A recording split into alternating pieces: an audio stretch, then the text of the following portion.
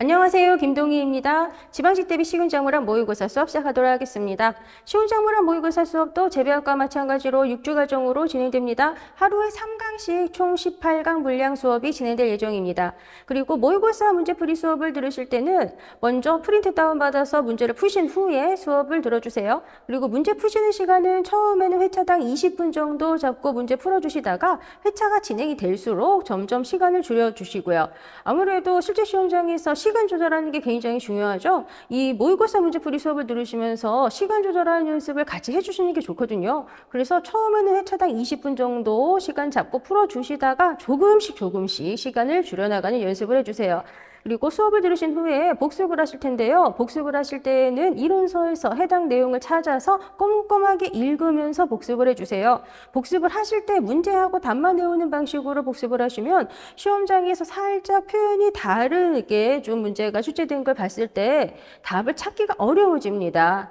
그래서 우리는 복습을 할 때 이론서에서 해당 내용을 꼼꼼하게 읽으면서 전체적으로 이해를 할 수 있게 복습을 해야 되고요. 그리고 특히 시군작물학 같은 경우는 또 단순 암기가 또 상당히 많잖아요. 그래서 이론서 보시면서 단순 암기 부분도 숫자 같은 것들 헷갈리지 않게 꼼꼼하게 확실하게 봐주셔야 됩니다. 그러면 바로 이제 시작하도록 하겠습니다. 모의고사 1회 1번 문제 볼게요. 별 결실에 대한 설명으로 옳지 않은 것을 물어보는 문제이고요. 정답은 2번입니다. 임실기에 급속히 이삭으로 전이됐는데 호군층 세포과립의 피트산으로 축적된다. 이거 2번 보기 내용은 인산에 대한 내용이죠. 정답 2번입니다. 그리고 1번 보기 같은 경우는 벼의 결실에 알맞은 온도에 대해서 언급을 하고 있습니다. 지금 이거 1번 보기 내용 같은 경우는 구체적인 숫자를 암기하시라고 제가 이 내용을 넣은 건 아니고요. 주야 간의 온도 교차가 비교적 큰 것이 벼의 결실에 유리하다는 것을 생각을 하시라고 1번 보기 내용을 넣은 것입니다. 그리고 1번 보기 내용이랑 또 같이 알고 있으면 좋은 사항이 하나가 있죠. 벼 식물체 내 물질 전류에 있어서 최적의 온도가 몇 도냐? 요거 우리가 좀 같이 알고 있어야죠. 벼 식물체 내 물질 전류에 있어 최적 평균 기온은 21에서 22도 정도다. 요것도 같이 좀 기억을 해주시는 게 좋습니다. 아무래도 온도가 낮은 조건, 구체적으로 한 17도 이하 정도다. 그러면 그런 조건에서는 탄수화물의 이삭 전류가 잘 안 되죠. 그리고 온도가 너무 높은 조건이 된다면 그러면 호흡에 의한 소모량이 많아지기 때문에 이삭 전류량이 적어질 수밖에 없습니다. 그래서 벼 식물체 내 물질 전류에 있어서 최적 평균 기온은 요 정도 선이 좋다라는 거, 요거 같이 좀 기억을 해주세요. 그리고 출수 후에 약 3에서 5일 정도 사이에 강풍을 만나게 되면 이 강풍이 이삭의 수분을 확 빨아가겠죠. 그러면 하얗게 되는 현상이 생기게 되겠죠. 이렇게 이삭이 하얗게 되어서 백수가 됩니다. 어떤 조건일 때 백수 현상이 생기냐, 이런 것들 여러 번 출제가 된 적이 있기 때문에 지금 이거 3번 보기 내용도 우리가 좀 같이 기억을 하고 있어야 합니다. 그리고 4번 보기 한번 볼게요. 천입중이 증가하기 위한 잇몸의 한계질소 함유율은 1.2% 정도, 그리고 수학계는 0.85에서 0.9% 정도다. 이거 같은 경우는 숫자를 이거 왼쪽 오른쪽 이걸 바꿔가지고 문제를 내면 좀 많이들 헷갈려 하세요. 이거 숫자 안 헷갈릴 수 있게 좀 기억을 해 두시고요. 그리고 만약에 질소 공급이 과다한 조건이면 어떻게 되냐, 질소 공급이 부족한 조건이면 어떻게 되냐, 요거 한번 말씀드려 볼게요. 만약에 질소 공급이 부족한 조건이 된다면 그때는 광합성 능력이 저하가 되겠죠. 그러면 당연히 천립중이 저하가 되겠고요. 그리고 질소 공급이 너무 과다한 조건이라고 한다면 그러면 등숙 초기에 입중 당농도 저하가 초래되어서 이삭으로의 동화산물 전류를 방해하게 됩니다. 그러면 또 결실이 나빠져요. 그래서 구체적으로 여기 4번 보기에 있는 것처럼 요 정도 질소 함유율, 요 정도가 되는 게 좋다라는 거, 요거 좀 기억해 주세요. 그래서 이거 천립중 증가하기 위한 잇몸의 한계 질소 함유율이 1.2% 정도, 수학계는 0.85에서 0.9% 정도다. 요거 같이 기억을 해 주세요. 질소 공급이 너무 과다했을 때도 안 좋고 질소 공급이 부족할 때도 안 좋다. 그리고 이거 숫자 요거 헷갈리지 않게 눈도장 찍어주시고요. 2번 문제 보도록 하겠습니다. 2번 문제 같은 경우는 사일리지용 옥수수 재배에 대한 문제네요. 옳지 않은 거 정답이 2번입니다. 지금 여기 2번 보기 같은 경우는 숫자도 있는데요. 이거는 숫자를 틀린 거를 바꾼 게 아니라요. 2번 보기에 소식 이렇게 써있는 부분이 밀식 이렇게 바뀌어야 합니다. 이거 사일리지용 옥수수 재배 같은 경우는 보통 종실용보다 20에서 30% 정도 밀식을 합니다. 그렇지만 과도한 밀식은 도복과 병해를 조장하죠. 정답 2번입니다. 이거 사일리지용이라고 하는 것은 이거는 줄기잎 이런 영양기관을 수확을 해서 동물에게 사료로 먹이겠다라는 거예요. 그런데 이건 사일리지용이기 때문에 영양기관을 수확을 해서 발효를 시켜서 동물들에게 먹이겠다 이거죠. 그러면 사일리지용이라고 하는 거는 우리가 이용을 하는 부분이 줄기, 잎 같은 그런 영양기관이기 때문에 영양기관 수확량이 많아지게 하기 위해서 종실용보다 20에서 30% 정도 미식을 하는 거예요. 그런데 당연히 과도하게 미식하면 그러면 도복과 병해가 조장이 되는 건 우리가 다 알고 있는 것이죠. 정답이 2번이 되는 것입니다. 그리고 이 종실용으로 수량이 많은 품종은 사일리지용으로서도 수량이 많아요. 그래서 품종 선택에 큰 차이가 있는 건 아니에요. 그런데 아무래도 종실용보다 빨리 수확을 하게 되죠. 이거는 조금 전에 말씀드린 것처럼 우리가 이용을 하는 부분이 영양기관이기 때문에 영양기관의 양분이 어느 정도 충분히 있을 때 그때 수확을 한단 말이에요. 그렇기 때문에 종실용보다 빨리 수확을 하죠. 우리가 영양기관을 이용을 하는 것이기 때문에 영양기관의 양분이 좀 필요한 만큼 있을 때 그때 수확을 한다. 그렇기 때문에 종실용보다 빨리 수확을 한다고요.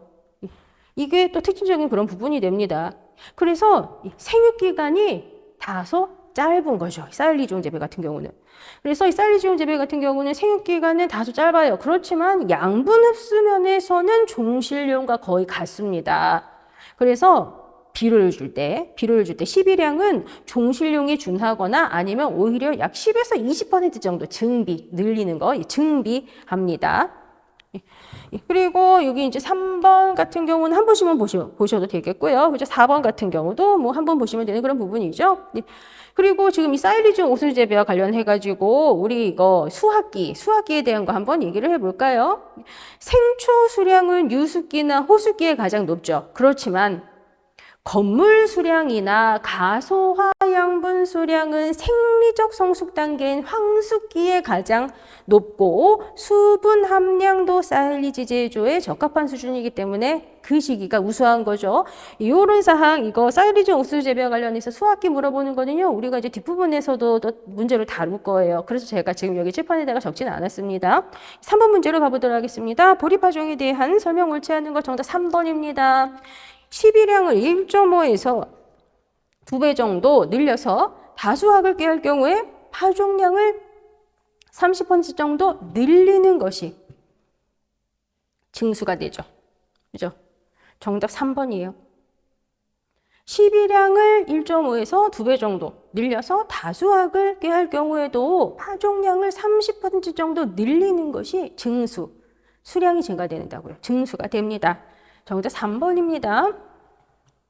그리고 여기 1번 보기 같은 경우 이거 파종 적기에 대해서 언급을 하고 있어요. 파종 적기는 월동률이 높고 안전하고 한해받지 않는 범위 내에서 연면적이 가장 많게 되는 시기, 이 시기가 파종 적기입니다. 그리고 구체적으로 어떤 시기가 되었을 때 월동을 하게 하면 좋냐, 이거 한번 얘기를 해볼게요.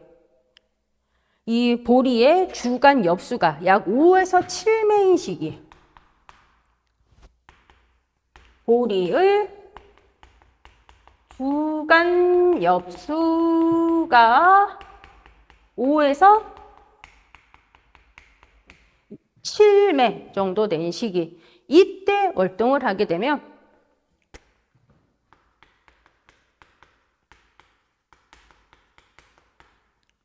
그러면 유수 발육이 아직 덜 되고 이때는 식물체도 강건하고 뿌리도 깊게 뻗어서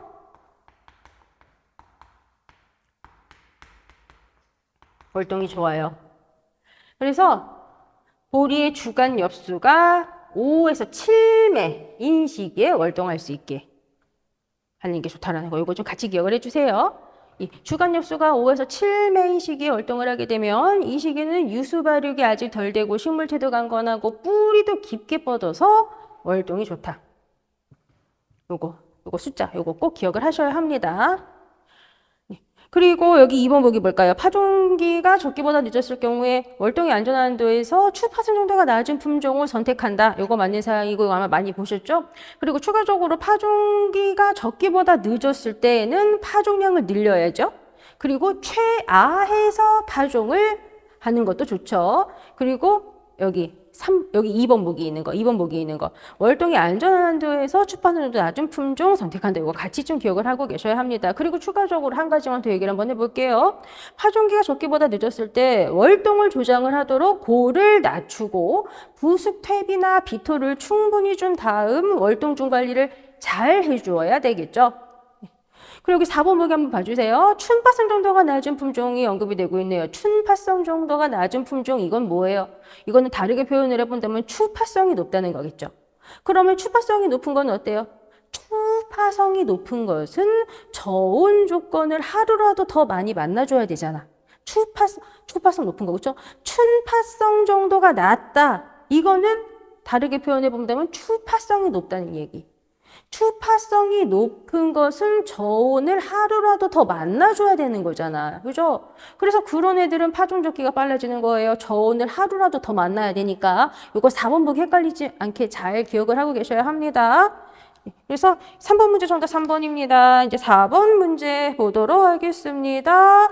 땅콩의 생리에 대한 설명 옳지 않은 거 정답이 2번이 됩니다. 발화 소요 일수에 대해서 언급을 하고 있어요. 여기 2번 보시면 발화 소요 일수가 꼬투리째 파종하면 고온에서 3에서 5일, 저온에서 일주일.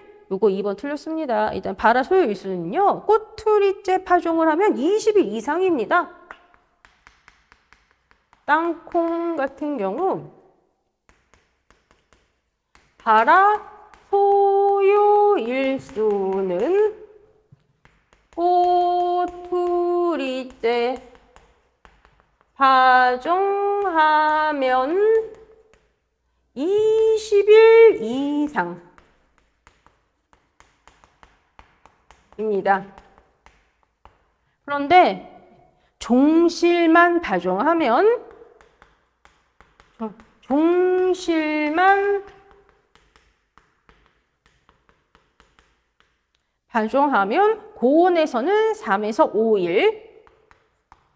고온에서는 3에서 5일, 저온에서는 2주일 정도입니다. 저온에서는 2주일 정도입니다. 그래서 정답이 2번이 됩니다. 그리고 이렇게 꼬투리째 파종을 하면 종실만 파종한 것보다 발화 소요일수가 긴 게 당연해요. 그죠? 아무래도 종실만 꺼내가지고 파종하는 거랑 꼬투리 통째로 파종하는 거랑 비교를 한번 해보면 싹이 나왔을 때 꼬투리 통째로 파종을 했을 때는 꼬투리 그 두꺼운 꼬투리까지 뚫고 나와야 되다 보니까 당연히 발화 소요일수가 더 길어질 수밖에 없잖아요. 그죠? 그런데 구체적인 일수를 지금 이렇게 칠판에다가 적어드렸습니다. 그래서 정답이 2번이 됩니다. 그리고 또 온도가 높아질수록 모든 생리작용이 빨리빨리 일어나는 거 아시죠?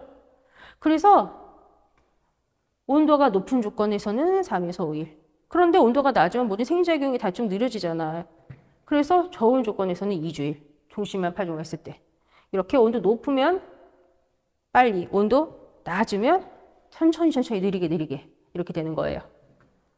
그리고 땅콩이 단명종자라는 거는 우리가 필수로 알고 있어야죠. 땅콩은 단명종자로서 수명이 1, 2년 정도밖에 안 돼요. 이거 뭐 굉장히 여러 번 본 그런 부분이죠. 그리고 이 땅콩이라고 하는 것은 휴면성을 지니고 있습니다. 그렇죠? 휴면성을 지니고 있는데 휴면 기간은 대립종이 소립종보다 더 길죠.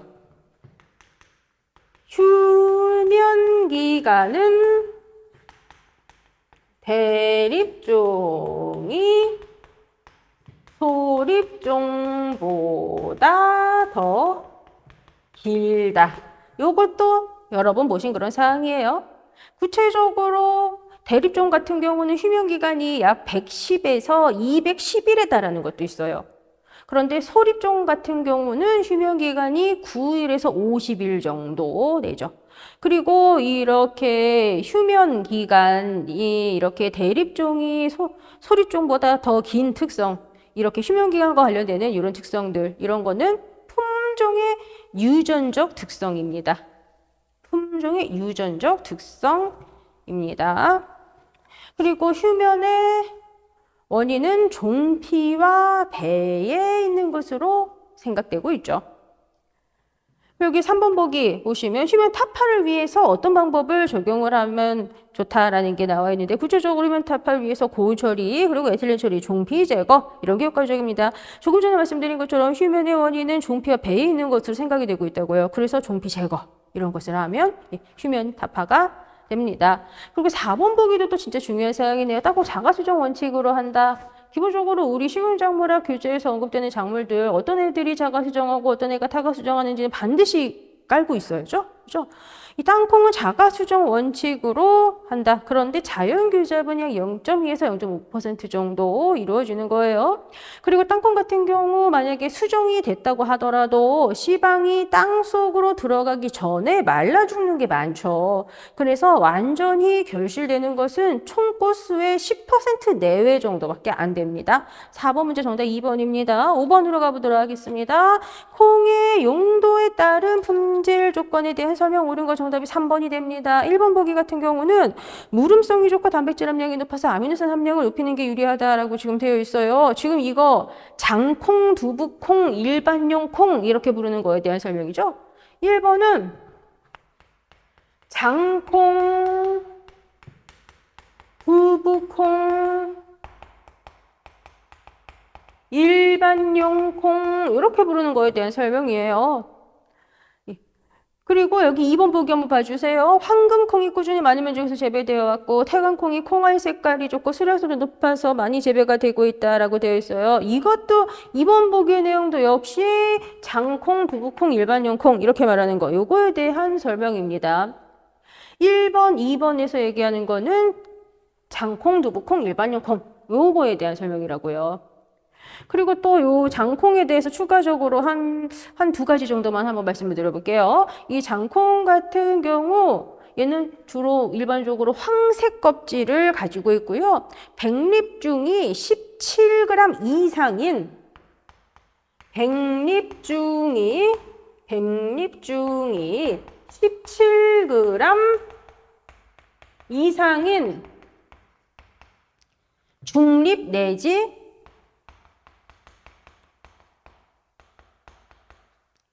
대립종이 많죠. 그래서 백립종 17g 이상인 중립 내지 대립종이 많다라는 거, 요것도 우리가 좀 알고 있어야 합니다. 그리고 특히 또 두부용이다. 그럴 때에는 수용성 단백질 함량이 높을수록 제품 생산성과 품질이 양호하죠. 그리고 여기 정답은 3번. 정답은 3번이에요. 예, 풋콩에 대해서 언급을 하고 있어요. 풋콩 일반적으로 조생종 품종들로서 이른보의 파종에서 여름에 수확한다. 요거 맞는 사항이고요. 그리고 풋콩이라고 하는 것은요, 꼬투리가 완전히 익기 전에 풋콩 상태 때 꼬투리를 통째로 삶아서 간식으로 먹거나 아니면 반찬으로 먹거나 하는 거, 꼬투리 통째로 이용하는 거, 그거예요. 그러면 꼬투리를 통째로 삶아가지고 우리가 먹기 위해서는 아무래도 꼬투리에 털이 없거나 있어도 털이 적은 거여야 되겠죠. 그리고 선명한 녹색을 띠는 게 좋고요. 당 함량이 높으면서 무름성도 좋아야 합니다. 정답은 3번이에요. 그리고 이제 4번 보기 보도록 하겠습니다. 4번 보기 보시면 알맹이가 작을수록 원료콩에 비해 생산되는 콩나물 수량이 많아지기 때문에 유리하다 이렇게 되어 있는데요. 지금 여기 4번에서 설명을 하고 있는 것은요, 청예용에 대한 내용이 아니라 나물콩, 콩나물콩, 나물콩에 대한 내용입니다. 그리고 이 나물콩이라고 하는 것은 백립중이 13g 이하인 소립종을 씁니다. 그러면 일단 청예용이라고 하는 것은 그러면 어떤 건지, 그리고 2번 보기에 있는 기름콩이라고 하는 거, 요거의 특성, 그런 것들에 대한 거 한번 얘기를 한번 해볼게요. 청예용이라고 하는 거, 이거는 풋배기 풋배기 콩이에요. 그래서 이 청해용이라고 하는 거, 풋배기 콩이라고 하는 거는요, 잎과 줄기의 생장이 무성해서 풋배기 수량이 많은 특성을 가지고 있어야 하는 거예요. 그리고 기름용 콩 같은 경우는 사실 이거는 뭐 우리나라에서는 기름용 콩을 뭐 거의 전량 수입을 해가지고 식용유로 생산을 하기 때문에 우리나라에서 기름용 콩 품종 개발에 대해서는 별다른 관심을 두지 않았고 특별히 개발된 품종도 없죠. 그래서 우리나라에서는 그냥 뭐 이런 기름용 콩은 뭐 거의 뭐 전량 수입해서 이용을 한다. 뭐 그 정도만 이제 기억을 하시면 됩니다. 정답은 3번이고요. 6번 문제로 한번 가보도록 하겠습니다. 맹류의 한해 대책에 대한 설명 옳지 않은 거 정답이 2번이 됩니다. 지금 여기 2번 보기에 보시면 토양이 건조하거나 겨울이 몹시 추운 지방에서는 이랑을 세우고 이랑에 파종하는 게 좋다라고 되어 있어요. 그런데 토양이 건조하거나 겨울이 몹시 추운 지방에서는 이랑을 세우고 골에 파종을 하는 게 좋죠. 낮은 골에 파종을 해야죠. 그죠? 그래서 정답이 2번이 됩니다. 아무래도 토양이 건조하다. 그러면 어떻게 예를 들어서 이렇게 그림을 좀 단순하게 한번 그려볼게요. 이랑 고랑, 여기가 이랑, 그리고 여기가 골 또는 고랑 이렇게 부르는 부분이잖아요. 토양이 건조한 곳이다. 그러면 이런 곳에서는 물을 조금이라도 더 먹을 수 있게 해줘야죠. 그렇죠? 그럼 만약에 예를 들어서 지하수가 여기에 있다라고 한번 생각을 한번 해보자고요. 지하수가 예를 들어서 여기에 있어. 그러면 이랑이랑 골이랑 둘 중에 어디에 파종을 했을 때 물을 조금이라도 더 먹을 수 있겠어요? 지하수가 여기에 있다라고 생각해 보자고. 그러면 낮은 골에 파종을 해줘야 그래야 물을 조금이라도 더 잘 먹을 수 있겠죠. 그죠? 그래서 토양 건조하면 낮은 골 여기다 파종하는 거예요. 그죠? 그리고 겨울이 몹시 추운 지방 그런 곳에서도 골에 파종을 하는 거죠. 아무래도 이렇게 낮은 데다가 파종을 하면은 지온의 효과. 그리고 양쪽에 높은 이랑이 있으니까 찬바람 분다거나 할 때도 이 양쪽에 이 높은 이랑이 찬바람도 막아주잖아요. 그죠? 그래서 이렇게 낮은 골에 파종을 하면 지온의 영향도 받을 수 있고, 양쪽 높은 이랑이 찬바람도 막아준다고. 거기다가 낮은 골에 파종하면 물을 조금이라도 더 먹을 수 있고. 그래서 정답이 2번이 되는 것입니다. 그리고 여기 이제 1번 같은 경우 보시면 과도한 조파나 만파는 동해 우려가 크니까 적게 파종에 힘쓰자. 이건 뭐 당연한 거죠. 그리고 또 추가적으로 또 내동성 품종을 선택해서 재배하면 좋겠죠. 거기에다가 파종기가 늦었을 때에는 파종량을 늘려줘야 되겠고, 그리고 파종기가 몹시 늦었다. 그러면 최아해서 파종을 하는 것도 좋겠죠. 그리고 피복을 해주는 것도 좋고, 그리고 비료를 줄 때 특히 칼리질 비료를 충분히 줘야죠. 그죠? 이 칼리질 비료를 충분히 주는 게 좋다. 이거 굉장히 또 중요한 사항이에요. 그죠? 이 칼리가 어떤 효과가 있는지 한 가지만 얘기해 볼게요. 이거는 지금 추워서 생기는 피해 한해에 대한 얘기니까 그거와 관련된 거 한 가지만 한번 얘기해 볼게요. 칼리는 빙점 강화 효과가 있어요. 그러면 빙점 강화 효과가 있는 칼리질 비료를 충분히 주는 게 당연히 추워서 생기는 한 해에 좋겠죠? 그리고 또 만약에 서리빨이 섰다거나 월동전에 도장을 했다거나 할 때는 우리가 밟아주는 것도 좋습니다. 6번 문제 정답은 2번입니다. 7번으로 한번 가보도록 하겠습니다. 밭작물 비료 12방법 중 가장 간편하고 노력이 적게 들지만 비료 고르게 뿌리기가 쉽지 않은 거 정답 1번입니다. 전면십이라고 하는 것은요. 밭을 갈고 전체적으로 비료를 고르게 뿌린 다음 흙을 곱게 부수는 작업을 지시하는 거예요. 구체적으로 로터리 작업 같은 거를 하는 거죠. 밭을 갈고 전체적으로 비료를 뿌려주고 로터리 작업을 하는 거, 그게 전면십이에요. 아무래도 이게 간편하죠. 노력도 적게 들고. 그렇지만 비료를 고르게 뿌리기가 좀 쉽지 않다라는 거죠. 정답 1번입니다. 그러면 2번에는 무경운 시비, 이거는 이름을 딱 보면 경운을 안 한다라는 얘기잖아요. 이건 밭을 갈지 않은 상태에서 비료를 뿌리는 방법이에요. 그리고 이 방법은 간편하기는 해요. 그런데 비료 유실이 좀 많을 우려가 있습니다. 그리고 3번에 파종열십이라고 하는 게 있네요. 이거는 작물을 파종할 골이나 골 바로 옆 옆부분을 파가지고 미리 비료를 주는 방식입니다. 파종할 골 또는 골 바로 옆부분을 파서 미리 비료를 주는 것. 그럼 이거 같은 경우는 아무래도 파종할 골 또는 골 바로 옆부분, 파종할 부분 바로 옆부분을 파서 미리 비료를 주는 거니까 비료의 이용 효율이 높겠죠. 그렇지만 노력이 많이 들고요. 그리고 또 종자가 비료에 직접 닿지 않게 주의도 해주어야 합니다.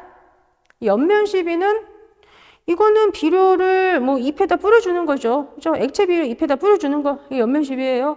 그리고 이 옆면 시비 같은 경우는 특정 성분이 부족한 증상을 보인다거나 아니면 습해 등으로 뿌리의 기능이 떨어졌다거나 할 때 우리가 옆면 시비를 실시를 하게 되죠. 그 옆면 시비 같은 경우는 뭐 우리 재배학에서도 또 중요하게 다루는 거고요. 7번 문제 정답 1번입니다. 8번으로 한번 가보도록 하겠습니다. 벼의 물질 수용 능력에 관련된 형질이 무엇이냐? 정답 1번이네요. 벼의 물질 수용에 관련된 형질 어떤 것이 있는지 한번 적어보도록 하겠습니다. 벼의 물질 수용에 관련된 형질은 벼의 물질 수용에 관련된 형질은 단위 면적당 이삭수,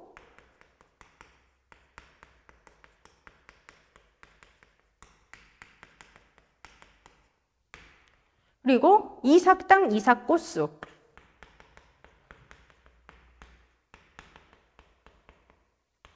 이거 뭐예요? 이거 일수영화수죠.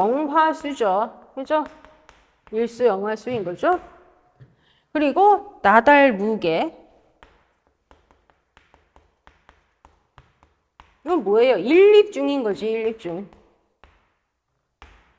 그리고 동화물질의 전류 능력,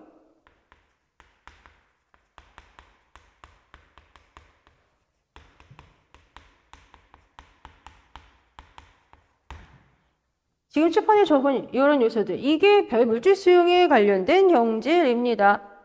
그러면 지금 딱 이거 보니까 단위 면적당 이삭수 그리고 일수영화수 일립중 이거 벼 수량 구성 요소하고 아주 밀접하게 관련이 있구나. 그죠? 그래서 정답은 1번. 정답은 1번이 됩니다. 그러면 2번에는 광합성 능력과 3번에 있는 연면적 그리고 4번에 있는 초형, 이거는 다 물질 생산에 관련된 형질입니다. 물질 생산에 관련된 형질입니다. 물질 생산에 관련된 형질이 광합성 능력, 연면적, 그리고 초형, 그리고 엽록소의 함량과 잎의 두께, 그리고 잎 기능의 장기 유지, 뿌리 활력, 그런 것들이에요. 정답 1번입니다. 9번으로 가볼게요. 잡초성 벼에 대한 설명 옳지 않은 거 정답이 3번이 됩니다. 잡초성 벼는 우리가 앵미라고 부르죠. 앵미라고 부릅니다. 그렇죠? 앵미. 잡초성 벼는 우리가 앵미라고 부르는데요. 이 잡초성 벼는 가늘고 길고요. 현미색이 적색이나 갈색을 띱니다. 그리고 탄립이 잘 되고 휴면이 강하죠. 정답 3번이에요. 탄립 잘 되는 건 맞아요. 그런데 휴면성이 약하다가 아니라 휴면성이 강하다 이렇게 되어야죠. 이 휴면한다라는 건 뭐예요? 이 휴면하는 것은요, 불리한 환경에서 견디기 위한 기작인 거예요. 그러면 잡초성 벼 같은 경우는 불리한 환경 조건에서 견디는 기작이 아무래도 잘 발달이 되어 있단 말이에요. 그래서 휴면이 강해요. 휴면성이 강합니다. 정답 3번입니다. 그리고 담수 상태에서는 잘 발아하지 않으나 건답 상태에서는 출아가 용이합니다. 아무래도 이 잡초성 벼도 산소 좋아한단 말이에요. 그래서 산소도 좋아하고 햇빛도 좋아하고 그러다 보니까 건답 상태에서 출아가 용이합니다. 정답 3번이 됩니다. 그리고 이제 10번 문제 보도록 하겠습니다. 벼모의 생장에 대한 설명을 옳지 않은 거 정답 4번이 됩니다. 배유의 저장 양분은 모가 6.5엽 정도 자라면 완전히 소모된다? 아니에요. 아니에요. 이거는 우리가 뭘 생각하면 되냐면 이유기, 벼의 이유기를 생각하면 됩니다. 벼의 이유기를 생각을 해보면 돼요. 벼의 이유기는 약 3.7엽기죠. 요거를 생각하시면 됩니다. 벼의 이유기는 약 3.7엽기예요. 이거 생각하시면 된다고요. 벼 같은 경우 본엽이 3매 나올 때까지는 주로 배유에 있는 저장 양분에 의존해서 생장을 합니다. 그런데 4번엽기 이후가 되면 새로 신장한 뿌리에서 흡수되는 양분을 이용해서 생장하잖아요. 그래서 벼의 이유기가 약 3.7엽기이다 이렇게 얘기하는 거잖아요. 그죠? 본엽이 약 3매 나올 때까지는 주로 배유에 있는 저장 양분을 이용을 해서 생장을 하고, 그리고 제4번엽기 이후가 되면 새로 신장한 뿌리에서 흡수한 양분에 의해서 생장한다. 그래서 즉 벼의 이유기가 대략 3.7엽기다. 이거 그거 생각하면 되는 거예요. 그러면 새로 신장한 뿌리에서 흡수되는 양분을 이용해서 생장하는 시기가 됐다는 것은 한마디로 저장 양분 다 썼다는 거잖아. 그죠? 결국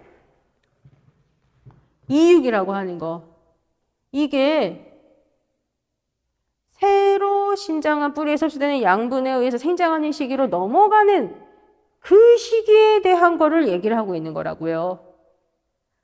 그래서 배유의 저장 양분은 대략적으로 모가 약 3.8엽 정도가 되면, 모가 약 3.8엽 정도 자라면 완전히 소모된다. 이렇게 우리가 얘기할 수 있는 거예요. 그렇죠?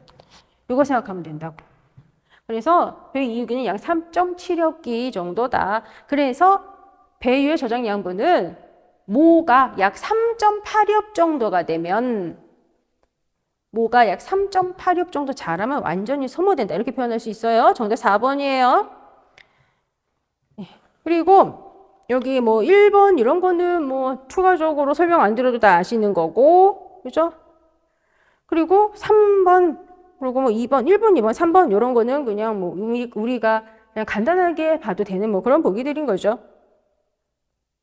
그리고 특히 여기 2번 보기 같은 경우 보면은 22에서 31도 사이에서 온도가 상승에 따라 생장 속도가 직선적으로 증가한대요. 온도가 높아질수록 모든 생리작용이 빨리빨리 일어나잖아. 이거 그거 생각하시면 되는 거예요. 넘어갈게요. 11번 문제 보도록 하겠습니다. 맹류의 생육 과정에 대한 설명 옳지 않은 거 정답 4번이 됩니다. 이삭과 영화가 커지고 세시세포가 형성되고 감수 분열을 거쳐서 암수 생식세포가 완성된다. 이거는 수인기 동안에, 개화기 동안이 아니라 수인기 동안에. 정답 4번. 수인기 동안에 감수 분열 거쳐서 암수 생식세포가 완성되잖아요. 정답 4번. 수인기, 개화기가 아니라. 그죠? 정답은 4번이 됩니다. 이거는 우리가 이미 다 아는 그런 사항이에요. 그죠? 그리고 여기 1번 보시면 아생기에 대해서 언급을 하고 있습니다. 아생기 같은 경우는 발화 후 주로 배유 양분에 의해서 생육하는 어린 시기이죠. 그리고 아생기 다음으로 이제 이유기. 그죠? 그리고 이 이유기가 배유 양분 거의 손실되고 뿌리로 흡수되는 양분에 의존하는 전환기. 그죠? 그런데 구체적으로 이 맹류 같은 경우는 주간 엽수가 약 2.5매 정도인 시기예요. 벼는 그렇게 전환되는 시기가 약 3.7엽기였었고, 그죠? 그런데 맹류는 이유기, 배유 양분 거의 소실되고 뿌리로 흡수되는 양분에 의존하는 전환기. 이게 맹류는 대체로 주간 엽수가 약 2.5매 정도 된 시기인 거예요. 이거 헷갈리시면 안 돼요. 그리고 또 이제 유묘기 같은 경우는 이유기 이후 주간 엽수 4매인 시기까지예요. 그리고 이 시기 말기가 되면 이제 분월도 시작되고요. 그리고 또 이유기 같은 경우는 내한성이 약하거든요. 그런데 유묘기 말기가 되면 내한성이 또 다시 강해지는 것도 볼 수 있습니다. 그리고 이거 4번이 이게 수인기에 대한 설명이라는 거는 아마 감수 분열을 거쳐서 암수 생식세포가 완성된다. 이것만 딱 보셔서도 알아보셨을 거예요. 정답 4번이 됩니다. 12번 문제 보도록 하겠습니다. 고구마 저장에 대한 설명으로 옳지 않은 거 정답이 2번이 됩니다. 수확 후 방열시켜 저장하면 유합조직 형성 촉진되고 단백질 함량이 높아져요. 단백질 함량이 높아져서 저장성이 높아지는 게 아니라 당분 함량이 높아져서 당분.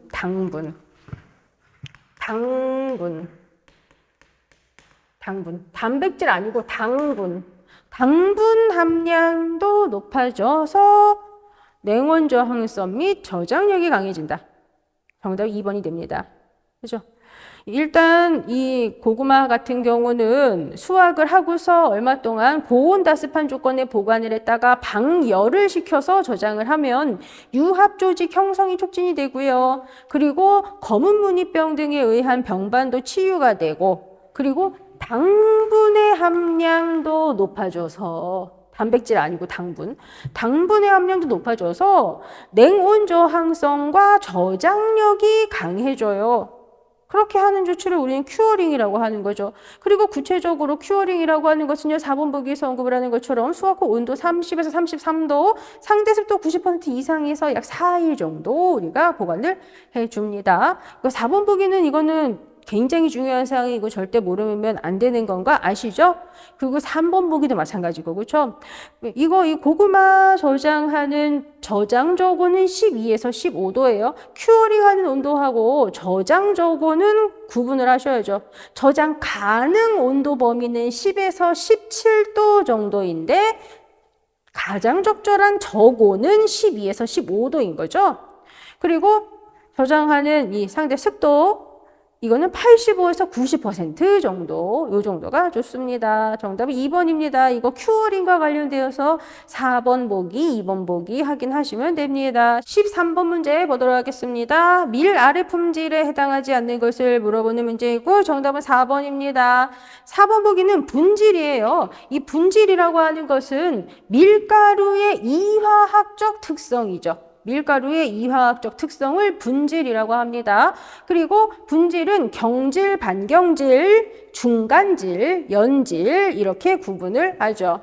그러면 구체적으로 경질분부터 한번 특성 한번 적어볼게요.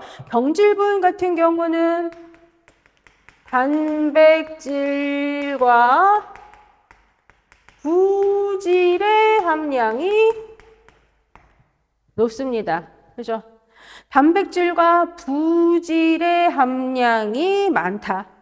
그리고 장시간에 걸쳐서 신전성이 있어요. 그래서 빵을 만들 때 잘 부풀어서 제빵용으로 이용을 합니다. 이게 경질분이 가진 특성이에요. 그리고 이 경질분은 딱 이름만 봐도 딱 알 수 있는 것처럼 딱딱한 알갱이가 있어. 그래서 밀가루를 비벼보면은 매끄럽지가 못하고 거칠거칠해. 거칠거칠하다. 뭔가 딱딱한 게 있으니까 거칠거칠한 거예요. 이렇게 거칠거칠한 느낌이 있어요.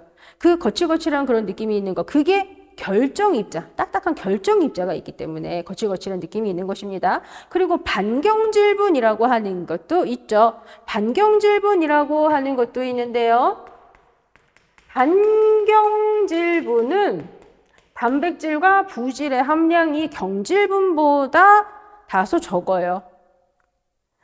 그리고 이 반경질분은 빵 배합용으로 이용을 합니다.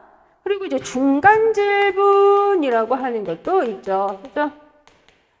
중간질분. 이 중간질분이라고 하는 것은요, 단백질과 부질의 함량이 경질분과 연질분의 중간 정도예요. 중간질분. 단백질과 부질 함량이 경질분과 연질분의 중간 정도인 거.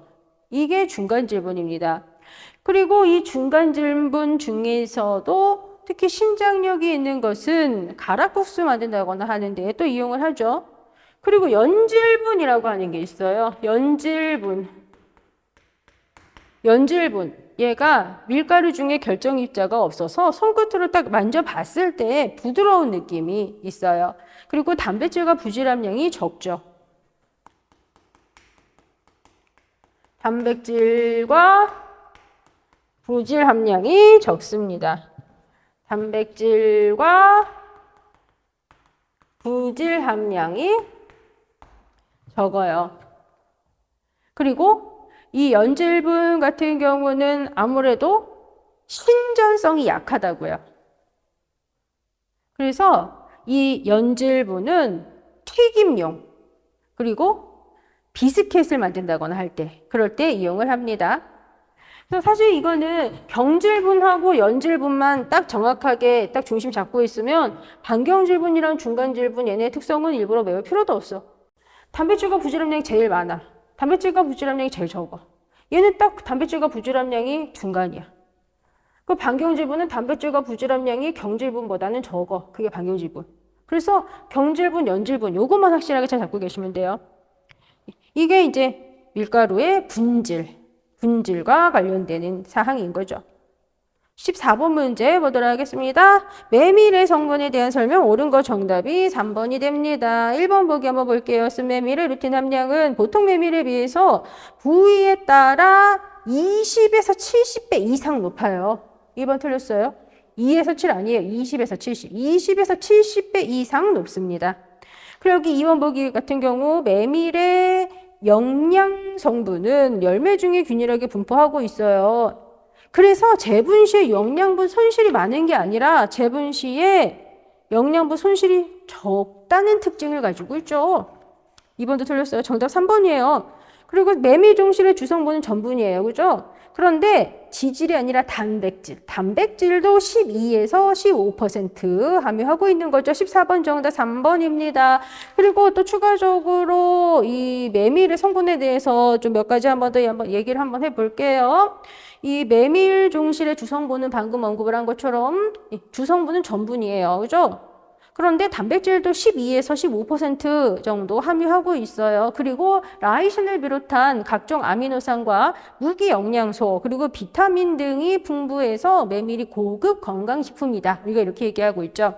그리고 여기 보기에서 언급을 하는 것처럼 단백질의 경우 주성분이 글로불린이에요. 그리고 메밀의 단백질은 모든 식물의 단백질 중에서도 가치가 매우 우수한 것으로 평가가 되고 있습니다. 특히 라이신과 트리토판 같이 다른 곡물에 부족한 필수 아미노산을 다량 함유하고 있어서 영양학적으로 아주 좋은 식품 재료가 됩니다. 15번으로 가보도록 하겠습니다. 잡곡에 대한 설명 옳지 않은 거 정답 4번이 됩니다. 4번 보기 같은 경우 조에 대해서 언급을 하고 있어요. 그런데 조는 일반적인 자연교잡률이 2에서 7%고 평균 6% 아니에요. 일단 이 조는 원래 자가수정 원칙이에요. 그죠?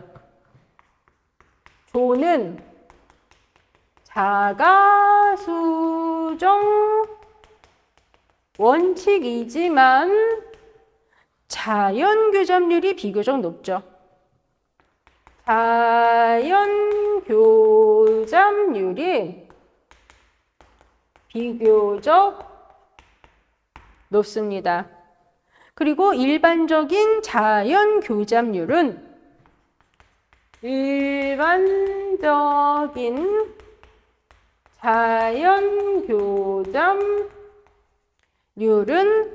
약 0.2에서 0.7% 정도예요. 0.2에서 0.7%이고요. 그리고 평균 0.6%입니다. 평균 0.6%예요. 일반적인 자연교잡률은 0.2에서 0.7%이고 평균 0.6%. 그래서 정답 4번. 4번입니다. 그리고 조가 자가수정 원칙이다. 이건 뭐 우리가 다 알고 있어야 되는 거 아시죠? 여기 1번 보기 율무에 대해서 한번 볼게요. 여기 율무 같은 경우 토양에 대한 적응성이 넓어서 논밭 가리지 않고 재배할 수 있고 산성에도 강하다. 요거 율무의 특성 맞죠? 그리고 율무는 열대지방 원산이에요. 열대지방 원산으로서 따뜻한 기후에 알맞은 특성 가지고 있습니다. 그리고 여기 이제 이번에 메밀에 대해서 얘기를 하고 있네요. 메밀 같은 경우 종실이 성숙하면 검어지고 굳어지죠. 그리고 밑에서부터 성숙하고 성숙한 것은 탄립하기 쉬워요. 그래서 약 70에서 80% 정도 성숙하면 수확을 합니다. 그렇죠? 이것도 우리 또 기출문제 꼼꼼하게 보셨으면 이런 거 언급하는 거 아마 보신 적 있으실 거예요. 그런데 이제 책에 따라서 이렇게 70에서 80%가 아니라 75에서 80% 정도가 까맣게 성숙했을 때 수확하는 게 좋다. 이렇게 표현을 하는 책도 있습니다. 책에 따라서 살짝 표현이 다르죠. 그런데 어차피 75에서 80%면 70에서 80% 사이에 들어가니까 그렇게 나온다고 해서 헷갈린다거나 하실 필요 전혀 없으십니다. 그리고 여기 3번에 보면은 기장에 대해서 언급을 하고 있어요. 이 기장 발화 온도는 최저 6에서 7도, 최적은 30에서 32도, 최고 44에서 45도 정도예요. 그리고 이 기장 같은 경우도 자가수정 원칙이죠. 기장도 자가수정 원칙이고요. 그리고 자가수정 원칙인데 자연규잡도 이루어지기는 합니다. 그리고 기장 같은 경우 또 분월이 적고 기부로부터 두세 개 정도 분월이 생겨서 모두 이삭을 맺는 이런 특성도 가지고 있습니다. 사실 3번 보기 같은 경우는 이거는 일일이 다 온도를 외우시라고 여기다가 넣은 건 아니에요. 그냥 어려워 보이게 조금 어려워 보이게 하기 위해서 이렇게 온도 혹시 숫자를 바꾼 거 아닌가 이렇게 생각하시라고 여기 넣었지만 사실 3번 보기 뭐 이런 거 때문에 답을 찾는데 문제가 된다거나 하시면 안 되죠. 그죠? 그리고 지금 요거 조의 자연교잡률 이런 거 전에 출제된 적도 있어요. 그렇죠? 그래서 기출문제 보시면 조의 자연교잡률에 대해서 언급하는 거 출제된 것도 확인하실 수 있으십니다. 기출문제 열심히 보셨으면 답 4번이라는 거 찾으셔야 돼요. 정답 4번이고요. 16번 문제 보도록 하겠습니다. 보리의 도읍방지 대책에 대한 설명으로 옳지 않은 것을 물어보는 문제이고요. 정답은 1번입니다. 파종은 다소 얕게 하는 것이 좋다가 아니라 다소 깊게 하는 것이 좋죠. 파종은 다소 깊게 하는 것이 중경이 발생하고 밑동도 잘 지탱을 해서 도복에도 강해지겠죠. 그리고 지금 파종 다소 깊게 하는 게 중경이 발생한다라고 말씀드렸는데요. 지금 말씀드린 중경은 지중경, 땅속 줄기 얘기하는 거예요. 정답은 1번이 됩니다. 그리고 이 도복방지 대책으로 또 우리 품종 선택도 잘해야 하는데 구체적으로 키가 작고 대가 충실해서 도복 저항력이 강한 품종을 선택하는 게 좋죠. 그리고 파종 다소 깊게 하는 게 지중경이 발생하고 밑동 잘 지탱해서 도복에 강하다. 이거 꼭 같이 기억하고 계셔야 합니다. 그리고 여기 밟거나 진압을 해주면 좋다더라. 그죠? 이런 것도 많이 보셨을 거고 특히 4번 보기도 진짜 많이 출제가 된 거죠. 그죠? 아무래도 질소 비료를 많이 시용을 한다면 좀 간장과 수중이 막 증가가 되다 보니까 도복을 조장을 할 수밖에 없어요. 그죠? 그런데 질소를 많이 시용을 하면 도복을 조장하게 되는데 수량 증대를 원한다면 질소질 비료를 적게 줄 수는 없잖아요. 그죠? 그래서 우리가 질소 비료를 줄 때는 시기를 잘 맞춰서 줘야 된다고요. 구체적으로 질소 추비 시기가 너무 빠르면 하위절간의 신장이 증대가 되어서 도복이 조장이 되니까 절간 신장 개시기 이후에 지용을 하는 게 좋죠. 그래서 절간 신장 개시기 이후에 주자. 이거 꼭 기억하고 계셔야 합니다. 그리고 추가적으로 인산칼리, 석회, 걔네는 대의 충실도를 증대시키고 뿌리 발달을 조장을 해서 도복을 경감시켜주기 때문에 충분히 주는 게 좋습니다. 정답은 1번입니다. 17번으로 가볼게요. 기장에 대한 설명 옳지 않은 거 정답은 2번이 됩니다. 지금 여기 2번 보시면 종근이 한 번이고 근근이 조보다 굵고 비교적 청근성이고 내건성과 흡비력이 약하다? 지금 우리 이거 기장 같은 경우 심근성이고 내건성이 강하다 이런 거는 많이 본 사항이잖아요. 이거 그거 생각하시라는 얘기예요. 기장 뿌리 종근 한 번이고요. 근근은 조보다 굵어요. 그리고 비교적 심근성이고 내건성과 흡비력이 강합니다. 심근성이고 내건성 강하다 이런 건 많이 보신 사항이에요. 그렇죠? 그래서 비교적 심근성, 내건성과 흡비력이 강하다. 정답이 2번이 됩니다. 그리고 지표 가까운 지상절에서 부정근이 발생하는 것도 볼 수가 있죠. 정답 2번. 지금 이거 같은 경우도요. 좀 뭐야 이렇게 좀 보기들이 좀 지엽적이다라고 느끼셨을 수 있어요. 그렇지만 자주 출제됐었던 그런 사항들 위주로 답을 찾으실 수 있게 문제가 만들어진 거예요. 그리고 지금 이거 3번 보기도 이것도 기출문제 열심히 보셨으면 3번 보기도 알아보셨어야죠. 그죠? 지경이 대체로 길어서 이삭 모양이 조나 피와는 다르고 수수하고 비슷합니다. 그죠? 그리고 이삭의 모양은 산수형, 편수형, 밀수형 이런 것가 있고요. 18번으로 가볼게요. 옥수수에 대한 설명 옳지 않은 거 정답 1번입니다. 옥수수는 풍매수분, 정답 1번. 옥수수는 풍매수분을 하며 수분거리는 바람이 불지 않을 때는 약 2m, 바람이 불 때는 300m 또는 막 800m에 달하는 뭐 그런 경우도 볼 수 있어요. 풍매라는 거. 이거 꼭 기억하셔야죠. 정답 1번이에요. 그리고 옥수수 같은 경우도 진짜 중요한 게 있죠. 옥수수는 자웅동주 이화식물이죠. 그리고 웅성선숙이다. 그죠? 정답 1번 풍매라는 거 꼭 기억을 하셔야 돼요. 19번 문제 보도록 하겠습니다. 밭작물의 수확기에 대한 설명으로 옳지 않은 것을 물어보는 문제이고요. 정답은 1번입니다. 1번 보기에 있는 보리에 대해서 언급을 하고 있어요. 보리의 경우는 종실 수량이나 수확 작업 등을 고려해 볼 때 이삭이 나타난 날부터 35에서 45일 정도 경과한 시기가 수확 적기예요. 여기까지는 좋아요. 그런데 이때 가운데 이삭의 종실 수분 함량은 24% 정도가 됩니다. 그래서 정답이 1번이 됩니다. 그리고 좀 여기 2번 보기 한번 봐주세요. 사이리종 옥수수의 수확 적기에 대해서 언급을 하고 있네요. 그죠? 옥수수의 수확 적기는 용도에 따라서 다릅니다. 그런데 구체적으로 사이리종 옥수수는 종자가 누렇게 변하면서 종자를 손톱으로 누르면 약간 들어갈 정도로 딱딱해지는 시기. 예, 이때가 수확 적기이죠. 그리고 이때 식물체의 수분 함량은 65에서 70%입니다. 그리고 지금 여기 보기에 있는 내용은 아니지만 단옥수수의 수확 시기 이런 거 한번 얘기해 볼까요? 단옥수수의 수확 시기는 유숙기 초기나 중기, 그죠? 단옥수수는 유숙기 초기나 중기 이때 수확합니다. 단옥수수는 유숙기 초기나 중기가 수확 적기예요. 그리고 이 시기는 수염이 나온 후 약 27일 전후인 거죠. 그죠?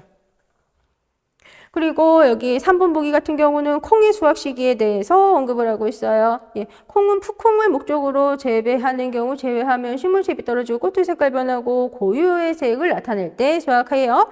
그리고 감자 같은 경우 평년지 봄 재배에서는 6월 하순경, 고랭지 여름 재배는 10월 상순경 이때 수확을 하는데요. 구체적으로 감자 같은 경우는 수확 적기에 가까워지면 지상부가 누렇게 변하고 서서히 마르죠. 그리고 이 감자는 일반적으로 지상부가 거의 말랐을 때 감자를 수확을 합니다.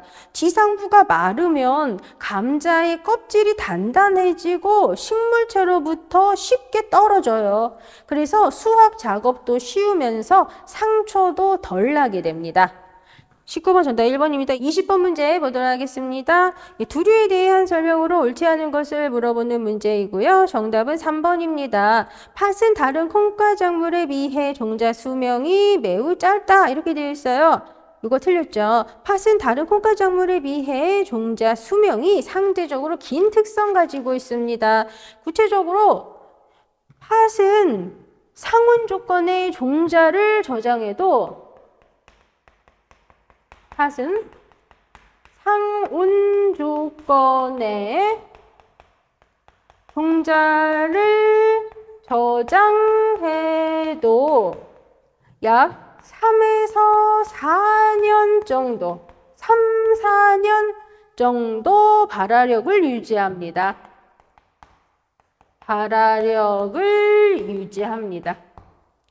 그리고 팥 같은 경우는 이거 외에도 또 우리가 알아야 되는 거 뭐 여러 가지 있지만 그 중에 딱 2가지만 한번 얘기해 볼게요. 팥은 발화할 때 자엽이 땅 속에 남아 있죠. 그죠? 팥은 발화할 때 자엽이 땅 속에 남아 있다. 이거 우리 반드시 알고 있어야 되고요. 그리고 팥은 종자 수분 흡수 속도가 매우 느려요. 그래서 발화에 소요되는 기간도 긴 특성을 가지고 있습니다. 그래서 20번의 정답 3번입니다. 이렇게 해서 지금 쉬운 점으로 모의고사 1회 풀어봤는데요. 굉장히 좀 쉬운 문제도 있었고, 그리고 보긴 봤는데 헷갈리는 그런 문제들도 있으셨을 거예요. 그죠? 그런데 우리가 이렇게 모의고사 문제풀이 수업을 진행하는 이유는 부족한 부분 찾아내기 위해서 진행을 하는 것이기 때문에 모의고사 문제풀이 점수에 너무 연연하실 필요 없으십니다. 부족한 부분을 찾아내셨으면 그 부분을 확실하게 메꾸고 시험장에 들어가실 거니까 오히려 부족한 부분을 찾아낼 수 있어서 다행이다 이렇게 생각하시면 됩니다. 그럼 잠시 쉬었다가 2회차 가도록 하겠습니다.